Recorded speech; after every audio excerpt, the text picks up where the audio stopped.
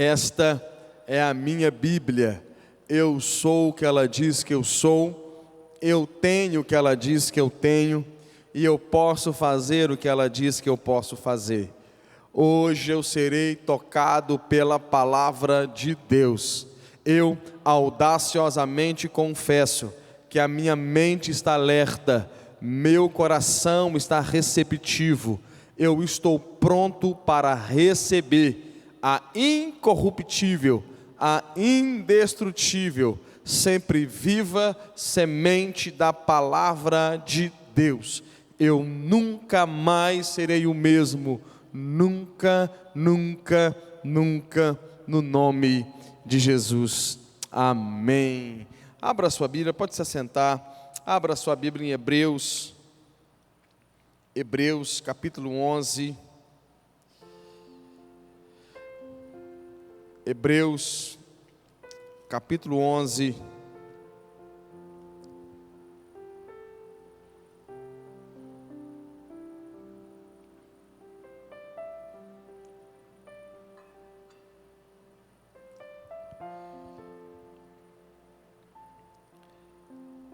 Verso de número 36.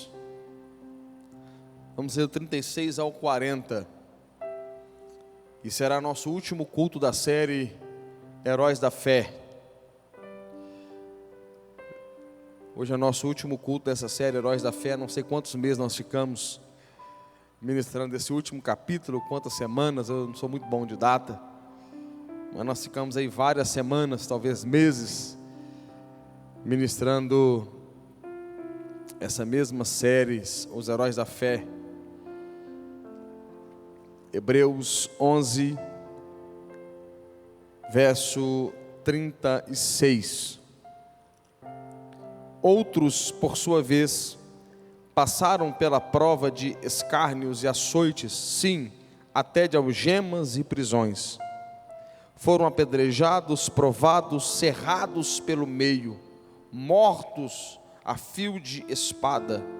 Andaram peregrinos vestidos de peles de ovelha e de cabras, necessitados, afligidos, maltratados, homens dos quais o mundo não era digno, errantes pelos desertos, pelos montes, pelas covas, pelos antros da terra. Ora, todos esses que obtiveram um bom testemunho por sua fé, não obtiveram, contudo, a concretização da promessa, por haver Deus provido coisa superior a nosso respeito, para que eles, sem nós, não fossem aperfeiçoados. Pai, fale conosco. Ó Pai, conceda-nos espírito de sabedoria e de revelação, no pleno conhecimento do Senhor. Ó Deus, que haja entendimento da sua palavra, Senhor. Ó Deus, desvenda os nossos olhos para que contemplemos as maravilhas da tua lei, em nome de Jesus. Amém. Irmão, nós poderíamos continuar tentando aqui, intrínseco ao texto, por exemplo, aqui cerrado ao meio. Nós sabemos que Isaías, a história diz que Isaías foi cerrado ao meio. Então a gente poderia tentar pensar que o autor está dizendo de Isaías e colocar mais um herói. Mas eu achei por bem a gente terminar hoje. Outros, por sua vez, passaram pela prova. E a gente entender de modo geral. Esse capítulo, irmãos, nos ensinou algumas lições sobre a fé. Uma lição que esse capítulo nos ensinou é que Deus se move pela fé. Uma outra lição que esse capítulo 11 dos heróis nos ensinou muito é que a fé, ela é provada, ou ela pode ser provada. Normalmente ela é provada. E quando a fé é provada, não é para mostrar alguma coisa para Deus, porque Deus sabe de tudo. A fé normalmente mostra para quem tem fé. Uma outra coisa que o texto vai mostrar para nós no capítulo 11 é em que alguns momentos crer parece loucura, Em alguns momentos, crer parece até um sinal de insensatez, mas no final a fé sempre vence. Uma outra coisa, uma outra verdade que o texto vai ensinar para nós, o texto de Hebreus capítulo 11, é que normalmente o vencer da fé não é um vencer aparente ou no modelo humano que nós estamos acostumados a chamar de vitória. Porque o texto diz que alguns foram mortos, outros Deus deu livramento, dentro da soberania de Deus. A vitória da fé é algo muito maior do que obter vitória, nos parâmetros de vitória, segundo nós aprendemos com a vitória do mundo. E por último, eu queria observar verso 39 e 40, é o que eu vou gastar mais tempo aqui hoje. Ora, todos estes que obtiveram um bom testemunho por sua fé, não obtiveram contudo a concretização da promessa. 40, por haver Deus provido coisa superior ao nosso respeito, para que eles sem nós não fossem aperfeiçoados. O autor aos Hebreus, ele dá uma listagem de dezenas e dezenas de heróis, homens que nos inspiram. Nós falamos aqui de Abraão, de Moisés, Sansão. Nós falamos aqui de homens que, por exemplo, como Daniel, Sadraque, Mesaque, Abednego. Falamos de Sara, de Raabe. Falamos de tantos homens e mulheres que nos inspiraram, Josué. Falamos de homens que fizeram coisas extraordinárias para Deus. Falamos de Davi, Gideão, Samuel. Falamos de homens extraordinários. Agora o que me chama a atenção aqui no verso 40 é o autor aos Hebreus dizer que Deus reservou coisa superior para nós. Parece estranho isso. Deus reservou para nós coisas superiores ao que reservou para Abraão, para Moisés, para Davi, para os profetas, para Elias, para Eliseu. Deus reservou coisa superior. E se eu pensar em coisa superior, nós começamos a pensar, e eu comecei a ler alguns comentários. Essa coisa superior não pode ser o céu, porque o céu será igual para todo mundo. Aqui não está falando de galardão, porque se for de galardão, eles receberiam mais do que nós.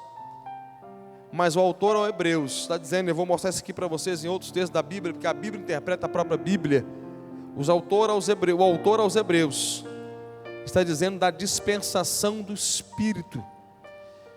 O autor aos Hebreus diz que eles morreram sem ver contudo a concretização da promessa. Por que isso? Porque Hebreus capítulo 10, versículo 1, diz assim: ora, visto que a lei tem sombra dos bens vindouros, não a imagem real. Por exemplo, quando nós olhamos para os heróis da fé, eles viviam coisas de forma literal, mas que apontava para a realidade que ia se cumprir a partir de Cristo. Se você pegar o Antigo Testamento, toda vez que você for ler o Antigo Testamento, leia o Antigo Testamento procurando Jesus, porque de alguma forma está prefigurando a mesma tipologia de Cristo. Então eles profetizaram, viveram algo acerca da promessa, mas não viram a concretização da promessa, porque a concretização da promessa era Cristo, era Jesus, e o ministério a partir da vida de Cristo. Então, olha o que Deus está dizendo assim: eles não viram a concretização da promessa, por haver Deus provido coisa superior ao nosso respeito. Eu gosto muito da fala de uma professora do Carisma, a Raquel Mendonça. Ela dizia algo: quando nós chegarmos no céu, se a gente pudesse reconhecer algum deles, a gente teria uma sensação de falar assim: poxa vida, ô Daniel, como é que foi fechar a boca de leão? Se a gente pudesse reconhecer, a gente ia perguntar: Senhor Davi, como que foi derrubar um gigante com uma pedra? Talvez a gente ia perguntar: Senhor Josué, como é que foi derrubar uma muralha? Ou Moisés, como foi abrir o mar vermelho? Ou Noé, como foi construir uma arca? Ou Sadraque, Mesaque e Abednego, como que foi passear no meio do fogo? A gente ia perguntar para eles, mas talvez eles iriam perguntar para nós, porque eles iam dizer assim: tudo que nós fizemos com o Espírito Santo sobre nós apenas. Mas eu queria perguntar para vocês: como é viver uma vida cheia do Espírito Santo? Como é viver uma vida tendo o Espírito Santo morando dentro de você? Todos nós fizemos o que fizemos, e o Espírito Santo vinha, nos usava, e depois ele voltava para Deus, para nos usar de novo. Agora vocês tiveram o privilégio de ter o Espírito Santo fazendo morada. Como que foi viver essa experiência? Porque Deus está dizendo aqui pelos autores hebreus que Deus preparou coisa maior para nós da que preparou para os nossos irmãos no Antigo Testamento. Abra aqui a sua Bíblia.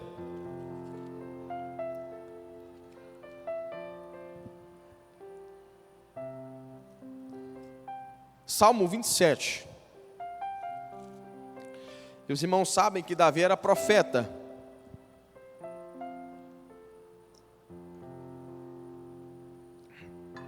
E está em Atos capítulo 1, diz que Davi era profeta. Davi, ele tinha um anseio profético. Coisas que Davi vivia com Deus, era um aguçamento profético que Deus gerava no coração dele, mas que algumas coisas não era para o tempo dele, era para o tempo que viria. Davi tem um anseio profético, ele tem um clamor profético, ele tem uma voz profética, que ele derramava em forma de canções e salmos e adoração. Salmo 27, 4, olha o que ele diz aqui: uma coisa peço ao Senhor, e a buscarei, que eu possa morar na casa do Senhor todos os dias da minha vida, para contemplar a beleza do Senhor e meditar no seu templo. Davi tem um anseio, e nós precisamos entender isso aqui, porque o anseio de Davi é poder morar na casa do Senhor. E por que Davi quer morar na casa de Deus? Davi tinha palácio. E por que Davi queria morar na casa de Deus? Davi vai dizer várias vezes: os pardais, a andorinha encontrou ninho para si, e eu os seus altares. Davi vai dizer assim: eu preferia ser porteiro da tua casa do que habitar nos palácios. Davi demonstra um anseio profético em querer estar na casa de Deus e fazer morada na casa de Deus. Davi não queria voltar para a sua própria casa. Por quê? Porque naquele tempo a presença de Deus era restrita ao ambiente. Na antiga aliança, a presença de Deus era restrita ao lugar geográfico, ao lugar do culto, ao tabernáculo, ao templo de Salomão, ao santo santo. A presença de Deus era no lugar. Então Davi queria o lugar da presença de Deus. Davi queria morar no lugar da presença. Davi queria morar no lugar da habitação de Deus. Davi tinha um anseio profético que ele não viveria, mas outras pessoas muitos anos depois viveria, que é viver um lugar da presença que não passa, que não acaba, que não termina quando o culto termina. Davi tem um anseio profético. Ele quer ficar, porque a presença ficou. E se ele for, a presença fica e ele vai, e ele não quer perder a presença. E esse clamor profético de Davi vai apontar um tempo que não é para Davi, porque Davi não teve esse privilégio. Davi não teve o Espírito Santo morando dentro dele. Eu não vou abrir esse texto, mas depois você pesquisa aí, 2 Samuel 7, depois você pesquisa esse texto, 2 Samuel 7, versículo 11, quando Davi quis construir para Deus um templo, uma das coisas que Deus falou para Davi foi: Davi, você quer construir uma casa para mim, mas eu quero fazer de você a minha casa. Davi queria construir, porque Deus morava em tendas. a tenda do tabernáculo, e Davi está, Senhor, eu quero construir uma casa, e Deus está dizendo assim, Davi, eu farei de ti casa. Mas quando Deus fala que fará de Davi casa, não seria de Davi, aí Deus aponta para duas pessoas, aponta para um governo de Salomão, e se você continuar lendo, aponta para um governo que não terá mais fim. Então Deus aponta para Davi duas realidades. A primeira realidade se cumpre de forma imediata. Deus permite que Salomão construa o templo, mas Deus também aponta para um novo tempo que se iria cumprir num reino que não teria fim. Jesus, da linhagem de Davi, Deus faria da linhagem de Davi uma casa permanente. E quando Jesus Cristo, Ele inaugura o seu ministério terreno, João no capítulo 1, João começa dizendo assim, no princípio era o verbo, e o verbo era Deus, e o verbo estava com Deus, e todas as coisas foram feitas por Ele, sem Ele, nada do que se foi feito se fez. Verso 14, e o verbo se fez carne e habitou entre nós. A palavra habitou ali é tabernaculou, ou seja, Deus de fato veio morar agora em alguém da descendência de Davi. Deus de fato faz alguém da descendência de Davi casa, e essa pessoa chama-se Jesus Cristo, o primeiro homem da história a pisar nessa terra, viver nessa terra, e não ter o Espírito Santo apenas como uma influência, no sentido de usar, mas teve o Espírito Santo fazendo nele uma morada, uma habitação. Jesus, e a partir de Jesus, o homem recebe o Espírito agora para tabernacular. O Espírito não mais vem e volta, ele vem e achou morada. Se você ler, irmãos, Noé, a história de Noé, você vai ver que ali é profético. Quando você vê soltar a pomba, a primeira pomba, ela voou e ela voltou para Deus. A primeira vez, ela voltou para a arca. A segunda pomba, ela voou e voltou com um ramo de oliveira no bico. Ela achou o lugar de pousar, ela pousou na oliveira. Então ela volta. E o terceiro envio da pomba, ela é enviada e ela não volta mais, porque ela encontrou lugar de descanso, ela encontrou repouso. A primeira vez que o Espírito Santo é derramado, o Espírito Santo ele não achava lugar de morada, ele usava e voltava para Deus. De repente o Espírito é enviado de novo, agora ele encontra repouso, ele encontra oliveira, mas ele volta para o Pai de novo. E quando ele é enviado pela terceira vez, ele não volta mais, porque ele encontrou lugar de descanso, ele encontrou repouso. Ele encontrou em quem? Ele encontrou na igreja, ele encontrou em você. A partir de Atos capítulo 2, o Espírito Santo, ele não mais voltou para Deus, ele encontrou morada na igreja. Você carrega a presença de Deus, você carrega o Espírito de Deus morando dentro de você. E talvez seja isso que o autor aos Hebreus está dizendo, coisas superiores. Vem comigo aqui para Moisés, 2 Coríntios capítulo 6. Perceba, irmãos, 2 Coríntios capítulo 6.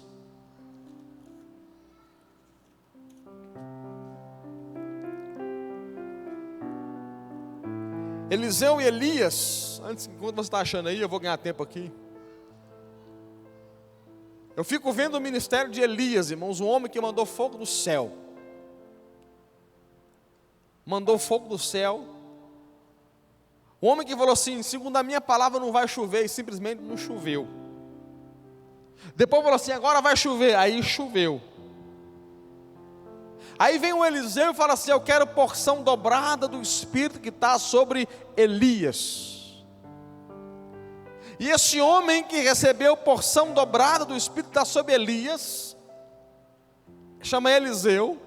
A Bíblia diz que ele já estava morto, sepultado, numa cova, naquele tempo era aquelas covas rasas. Um homem estava fugindo de uma guerra, aí esse homem foi morto e lançado na cova. Quando esse homem foi morto e lançado na cova de Eliseu, ele tocou o corpo morto, os restos mortais de Eliseu. Quando ele toca toca o corpo de Eliseu, os restos, os ossos, eu não sei, ele volta a viver normalmente, ele é ressuscitado na hora e ele continua correndo. O homem que recebeu porção dobrada de Elias, até depois de morto, estava fazendo milagres. Agora, o que me pasma o coração é João 3,34 dizer que Deus não nos dá mais espírito sob medida. Deus não dá mais espírito sob medida. Se na antiga aliança Elias passou ou entregou, ou de forma profética deu para Eliseu porção dobrada do espírito que estava sobre ele, na nova aliança nós não recebemos porção dobrada. Na nova aliança recebemos uma porção completa, uma porção inteira. E o que nós não poderemos fazer na unção do Espírito, se hoje ela é completa, ela não é por medida mais? Olha o que Paulo diz aqui. Paulo escreveu sobre isso. 2 Coríntios 3, eu falei 6, irmãos? Eu falei 6? É 3. É 3. 3:7. E se o ministério da morte, gravado com letras em pedra, se revestiu de glória, ao ponto dos filhos de Israel não poderem fitar a face de Moisés por causa da glória do seu rosto, ainda que desfalecente, como não será de maior glória o ministério do Espírito? Porque se o ministério da condenação foi glória, em muito maior proporção será glorioso o ministério da justiça. Porquanto, na verdade, o que outrora foi glorificado nesse respeito já não resplandece diante da atual sobreexcelente glória. Porque se o que se desfalecia teve sua glória, muito mais glória tem o que é permanente. Verso 12. Tendo, porém, tal esperança. Que esperança é essa? É a do versículo 11. Que esperança é essa? A esperança da glória permanente, que é maior do que a glória desvanecente. Tendo, pois, tal esperança, servimos-nos de muita ousadia no falar. Porque para falar o que ele vai falar aqui tem que ter ousadia. Olha o 13. E não somos como Moisés, que punha o véu sobre a face, para que os filhos de Israel não atentassem na terminação do que se desfalecia. Sabe o que está acontecendo aqui, irmãos? Se você ler Êxodo, capítulo 34, verso 29 ao 35. Moisés subiu ao monte para falar com Deus, e quando ele desceu, o rosto estava brilhando. Os filhos de Israel não conseguiu colocar os olhos no rosto de Moisés, tamanha a glória de Deus sobre a face de Moisés. Só que eu pensei, muitos anos da minha vida, que Moisés usou um véu, porque era tanta glória, mas tanta glória, que para as pessoas conseguirem olhar para ele, ele colocava um véu.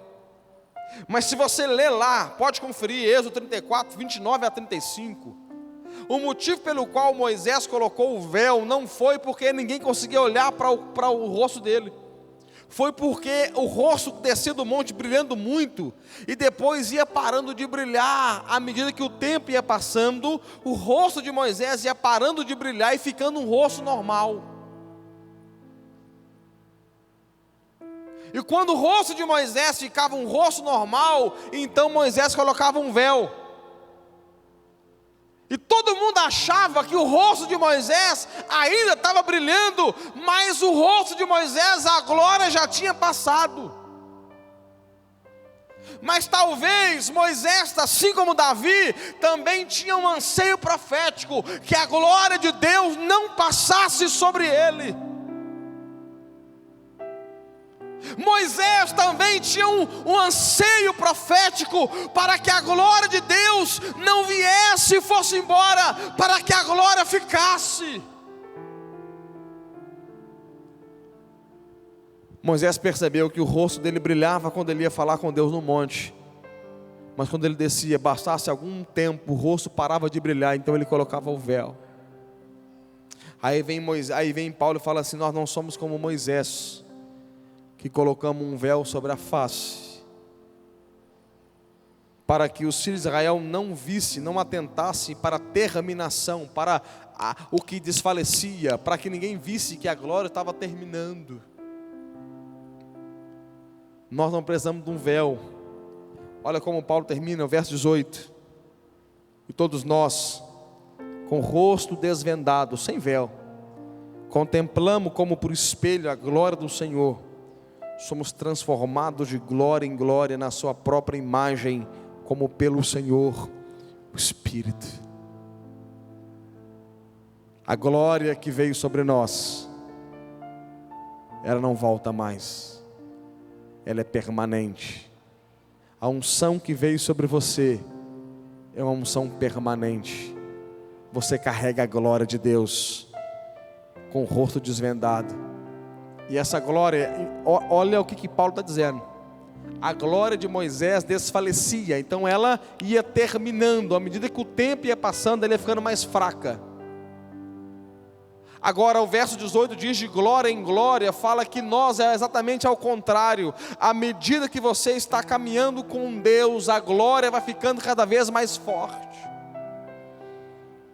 Moisés tinha uma glória que quanto mais o tempo passava, mais ela parava de brilhar. Você carrega uma glória que quanto mais você busca a Deus, de glória em glória, em glória, e glória, e glória, e glória, e glória, e glória, e glória, e glória.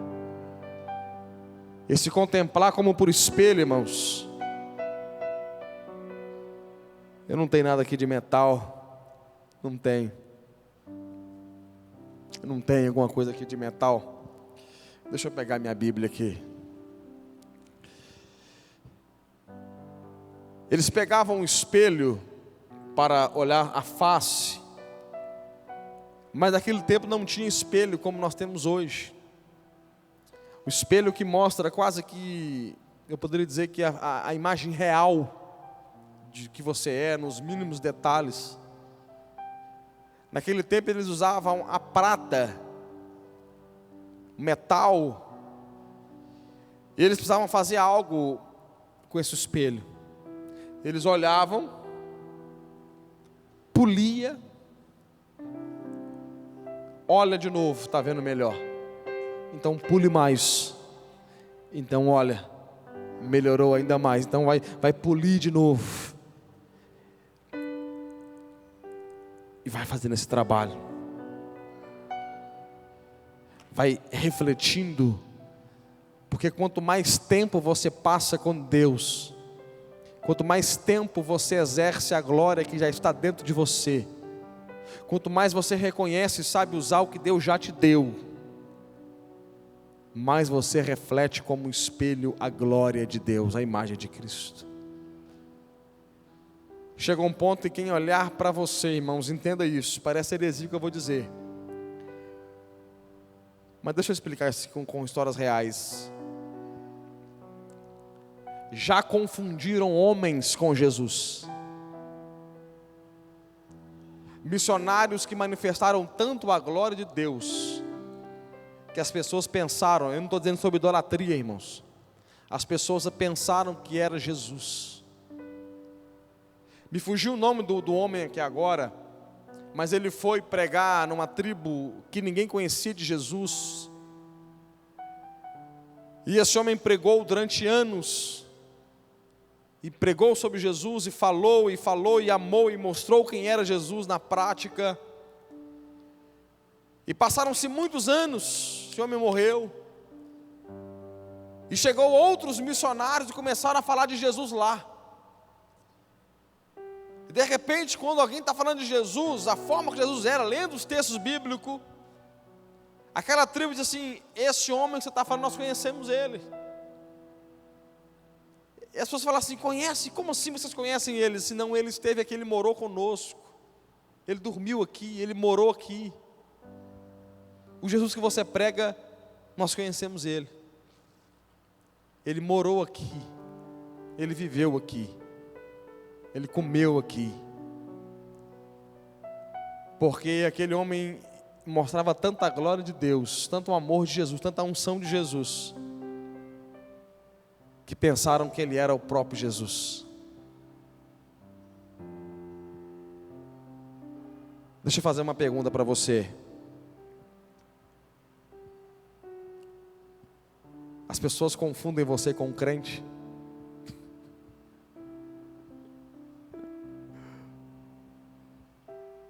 Ou você passa despercebido?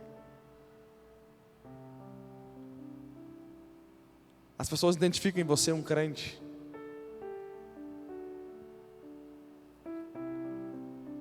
Eu me lembro que o novo convertido, irmãos, eu tive uma das maiores decepções da minha vida. Eu estava numa empresa, novo convertido, ali empolgado, mas depois eu vi que ela era o Satanás que estava usando ela, irmãos. Aí eu entrei no elevador assim, uma moça olhou, uma moça trabalhava lá. Depois eu fiquei sabendo que ela não gostava de crente, mas eu fiquei tão decepcionado, irmãos, eu custei meu coração ser curado ali. Aí o elevador saiu, ela olhou para mim e falou assim: agora você é crente? Eu falei todo feliz: sim, sou. Ela falou assim: não parece não. Depois que eu descobri que ela não gostava de crente e perseguir crente, mas eu fiquei tanto tempo refletindo nisso, eu falei: poxa vida, não parece não. Você se parece um crente? Dá para confundir a gente com crente?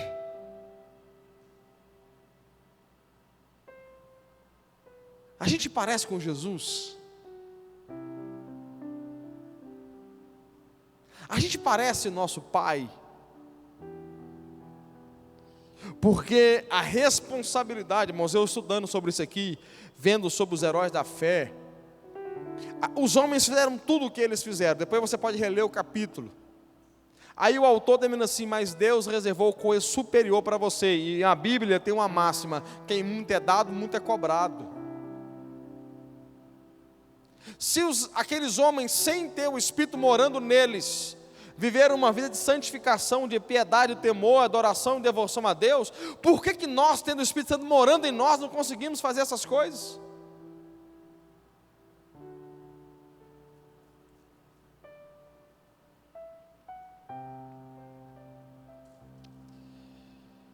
Irmãos, algumas seitas têm pegado títulos que deveriam ser nossos.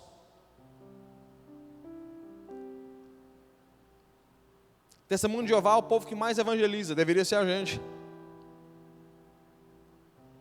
O espírita é o povo que mais faz caridade, deveria ser a gente. O muçulmano, o povo que mais ora, deveria ser a gente. O povo que mais contribui financeiramente, deveria ser a gente. Alguém fala assim: pastor, o islamismo está crescendo, tomando, pastor, está invadindo a Europa, pastor. Mas você já viu um muçulmano ter dó de contribuir para missões? Deveria ser a gente. A gente deveria estar invadindo a Europa. Só para você ter uma ideia, estou na Europa, pode ser outro continente. Olha a mentalidade, vamos pegar um casal de evangélicos. Aí você fala assim: filhos, só para você ter ideia, estou falando de filhos. Aí fala assim: ah, pastor, eu vou ter um só, porque filho gasta demais. E às vezes as pessoas, não estou falando de gente que não tem condição, gente que tem condição de criar. Ah, pastor, filho gasta demais, filho dá muito trabalho. Muçulmano, vamos fazer 8 filhos. Eles vão nascer lá na Europa. Vamos sustentar os 8, dar uma educação boa para eles. Eles vão crescer muçulmanos, terão mais filhos e mais filhos e mais filhos e mais filhos, e nós vamos conquistar a Europa.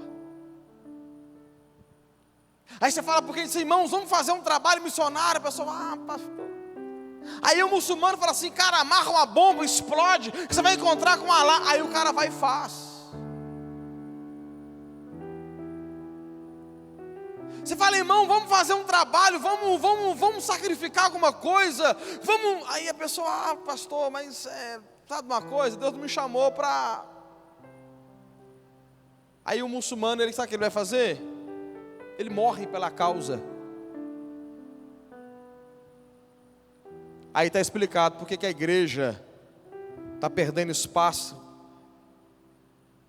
Se você tiver o privilégio, irmãos, de visitar a Inglaterra, você vai ver templos como o do John Wesley, que botou fogo no mundo por volta do ano de 1700 alguma coisa, hoje é museu.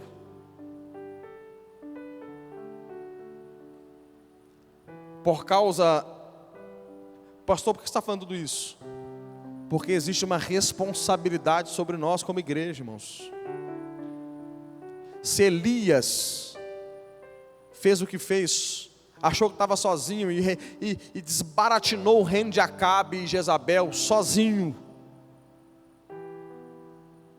o que a igreja não pode fazer, irmãos? Quem está entendendo isso aqui, diga amém. Mas sabe o que eu acho? Que a gente tem coisa que a gente não entendeu ainda. A gente não entendeu ainda.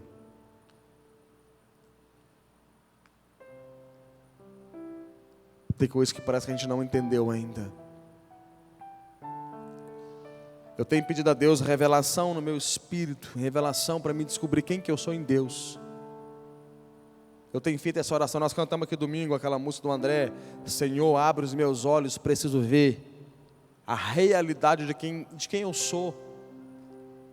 Quem Deus é, irmãos, nós já sabemos. Mas parece que falta a gente saber quem nós somos em Deus. Às vezes falta a gente saber o que a gente pode fazer em Deus. Às vezes falta a gente saber o que a gente é capaz em Deus, qual é o poder que está sobre nós. A gente não usa nem 1% da força que Deus colocou dentro de nós. Nós não usamos nem 1% da capacidade que Deus nos deu. Se a gente como igreja, irmãos, usar a metade da capacidade que Deus nos deu, do poder que Deus nos deu, da unção que Deus nos deu, nós vamos virar promissão de cabeça para cima. Se nós usarmos a metade da capacidade que Deus nos deu, nós vamos tocar São Paulo, vamos tocar o Brasil, vamos tocar as nações. Porque o que Deus deu para nós na era da igreja é algo muito grande, irmãos, é algo poderoso. Mas eu tenho uma sensação no meu espírito que parece que a gente não entendeu algumas coisas. Você vê uma igreja desse tamanho, vazia. Que programação pessoas têm de terça-feira melhor do que vir num culto?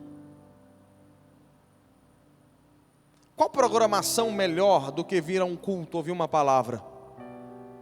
Adorar o Senhor, buscar a Deus. Está minha esposa ali atrás, ó. Pergunta para minha esposa, que dia eu faltei de culto?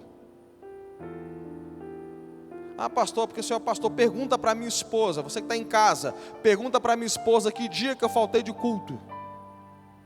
Se existe um episódio que eu falei, hoje eu vou ficar em casa vendo TV, bem, se existe.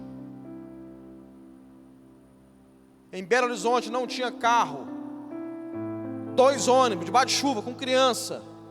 Pergunta se eu ficava em casa. Eu andava como daqui, naquela caixa d'água lá do SAI lá em cima, com criança no colo, guarda-chuva para ir numa célula. Pergunta se tinha corpo mole. Virada de ano no Mineirinho, não dava para ir de carro. BH chove, normalmente chove virada de ano. Pegava a tula, colocava, passava certo horário com os meninos dormiam, entregava para a sogra, pegava a moto, ia eu e Tula molhando para o Mineirinho para cultuar Deus. Aí alguém fala, pastor, mas é porque o senhor é pastor. Eu nasci pastor. Minha mãe pegou assim e falou, pastor. Parece que a gente não entende, irmãos. A gente não entende. Parece que a gente não entende algumas coisas. Se a gente descobrir metade da força que a gente tem em Deus, a gente vira essa cidade de cabeça para cima. Parece que as pessoas que frequentam as academias dessa cidade, parece que as pessoas que frequentam as lojas dessa cidade, estão tudo cheias, os bares, a igreja fechada, o bar ali, eu não sei como chama aquela rua ali, onde a tia Elisa mora, 50 pessoas ou mais ali, eu contei. Na época de tudo fechado. Parece que o mundo tem mais fé do que a igreja. Parece que o mundo tem mais fé para as coisas do mundo do que da igreja. Jovens com medo de vir na igreja de sábado, tomando tereré. Passam em 500 bocas um tereré. Aí você vai em Lins, um vídeo, 500 meninos na rua, invadindo as ruas num baile funk. E na igreja a galera com medo de vir. Tem hora que eu penso que a gente não entendeu algumas coisas.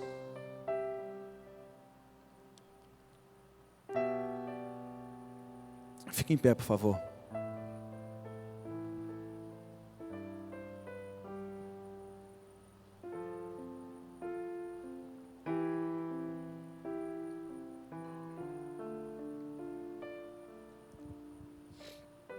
A gente gosta de chamar a igreja de hospital. Chama de hospital. Mas lembre-se que a igreja parece mais um exército do que um hospital. Você vai encontrar mais menção bíblica de Deus chamando a igreja de exército do que de hospital.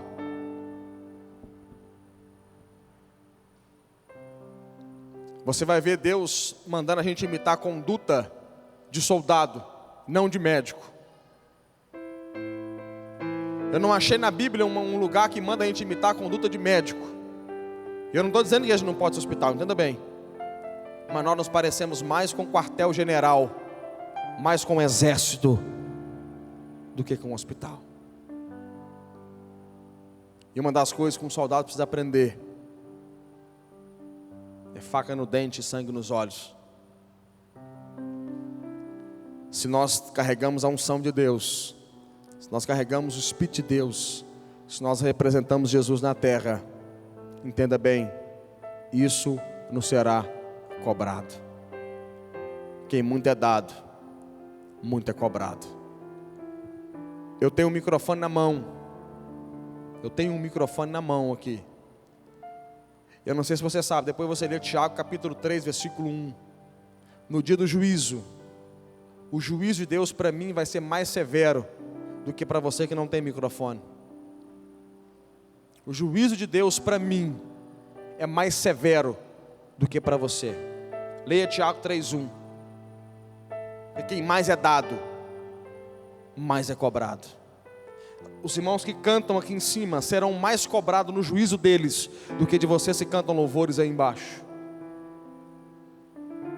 Porque quem mais é dado, mais é cobrado. Tiago 3:1.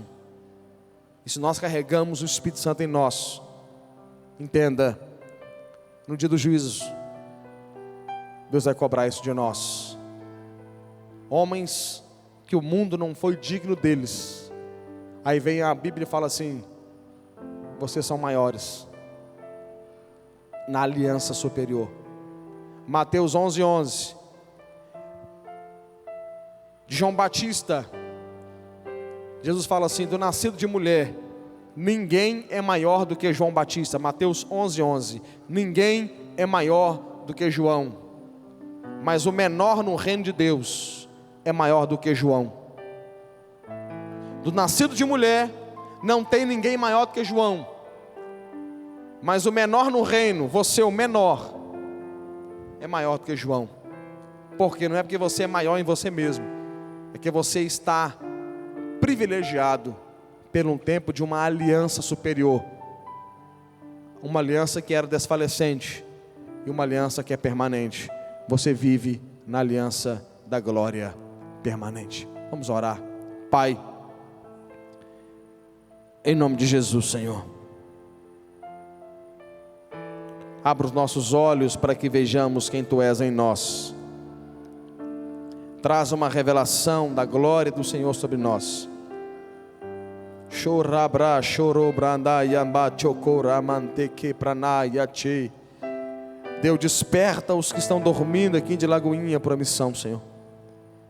Desperta os que estão dormindo. Desperta os que estão dormindo, Senhor. Resplandeça a luz do quarto dessa pessoa e acorda esse que está dormindo, Senhor. Em nome de Jesus, Pai. Traz uma revelação para nós, Senhor, do poder do Senhor que opera em nós, de altura, comprimento, largura e profundidade. Em nome de Jesus, Senhor. Amém. Amém. E amém. Deus te abençoe. Que a graça do Senhor, nosso Pai, a comunhão do Filho, a consolação do Espírito, esteja na sua vida não só hoje, mas para todo sempre. Vá em paz. Deus te abençoe. Uma noite abençoada em nome de Jesus. Não deixe esse culto acabar não. Continue esse culto lá na sua casa em nome de Jesus.